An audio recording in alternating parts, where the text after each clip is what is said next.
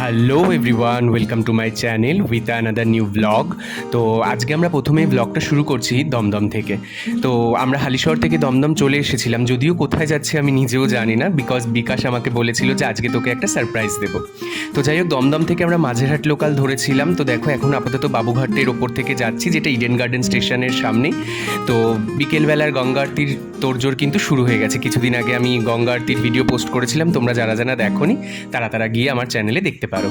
তো এখন আমরা ওখান থেকে যাওয়ার পরে তো আমরা যে কোনো তোমরা মাঝেরহাট লোকাল ধরে যেতে পারো। তো চলো, আমি নিজেও জানি না যদিও কোথায় যাচ্ছি, তো তোমাদেরকেও সেটা অজানাই রাখি তোমাদের কাছে, তোমরাও সারপ্রাইজ হবে।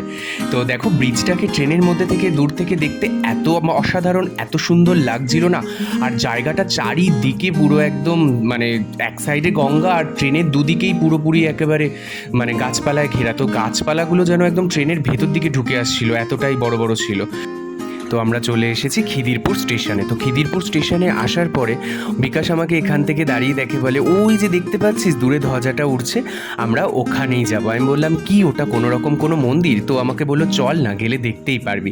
তো আমরা খিদিরপুর স্টেশনে নামার পর দেখলাম ওখানে মানে খুব কম লোক সংখ্যা, মানে স্টেশনটাতে কেউ সেরকম নেই বললেই চলে। ইভেন টিকিট কাউন্টারেও পর্যন্ত কোনো লোকজন সেরকম ছিলই না। তো তোমরা সেটা ভিডিওতে দেখতেই পারলে। তো যেতে যেতে চলো তোমাদের সাথে একটা গল্প শেয়ার করি। তো বলে রাখি, স্টেশন থেকে কিন্তু মন্দিরটা পায়ে হাঁটার ডিস্টেন্সই, তোমরা যে কোনো কাউকে জিজ্ঞাসা করলেই তোমাদের নিয়ে যাবে।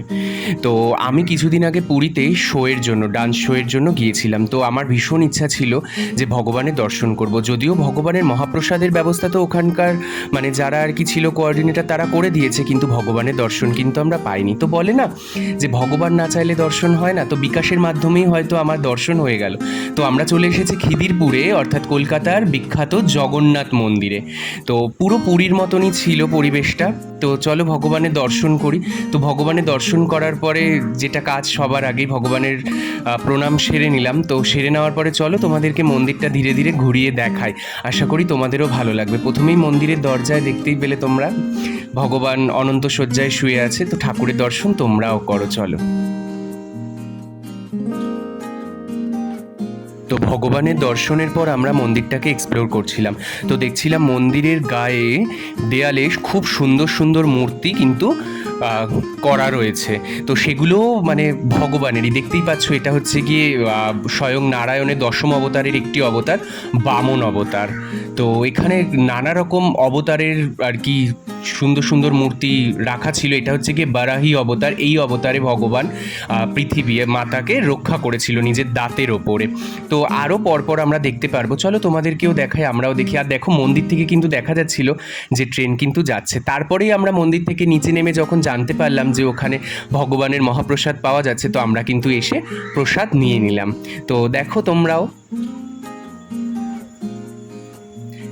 তো পেয়ে গেছি প্রসাদটাকে ভীষণ ভক্তি ভরে আমরা প্রসাদটা পেলাম।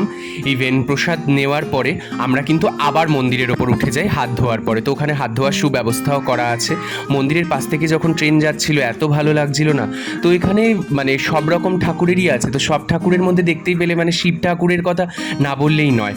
তো এখানে প্রচুর দেবদেবীর মূর্তি আছে, বিশেষ করে ভগবান নারায়ণের যত রকম দশম অবতারের যত মানে 10টা অবতারের তো নিদর্শন এখানে ভীষণভাবে লক্ষ্য করা যায়। তাছাড়াও গঙ্গা দেবী, তারপর ভগবানের এই দেখো এইখানে আর একটা মূর্তি, এটা নরসিংহ অবতার। তো আরও নানা রকম। আর দিনটাও মেঘলা ছিল, ওপর থেকে দেখে এত ভালো লাগছিল।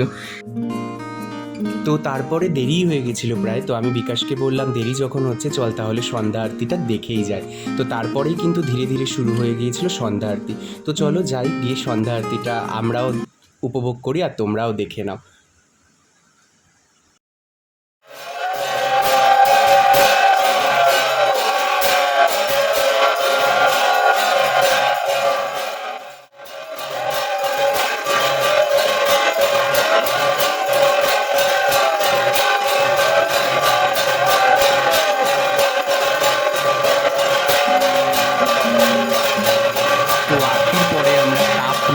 প্রদীপের তো তাপ নেওয়ার পরেই কিন্তু আবার ওখানে জয়ধ্বনি শুরু হয়ে যায়।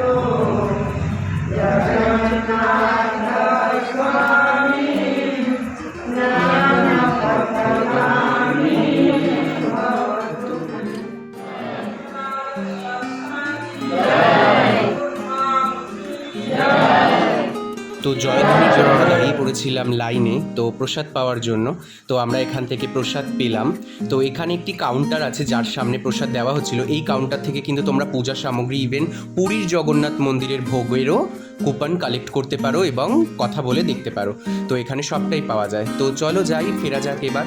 তো যাওয়ার পথে আরেকটি মন্দির পড়ছিল, তো ওখানে ভোলেনাথের তখন ওখানে আরতি চলছিল, সন্ধ্যা আরতি। তো ওটা দেখবো না কখনো হয়, তো ভোলেনাথের দর্শন সেরে আমরা বেরিয়ে পড়েছিলাম বাড়ির উদ্দেশ্যে। তো যেতে যেতে একটা কথা বলি, আমরা কিন্তু ওখান থেকে দুবার প্রসাদ নিয়েছিলাম, কেউ বুঝতে পারেনি, কাউকে বলো না। তো তোমরা যারা আমার চ্যানেলটিতে নতুন, লাইক, শেয়ার অ্যান্ড সাবস্ক্রাইব অবশ্যই করো। তো চলো, ঘড়ির কাঁটায় প্রায় 8:30 ছুঁই। দেখা হচ্ছে পরের একটি ব্লগে। টাটা।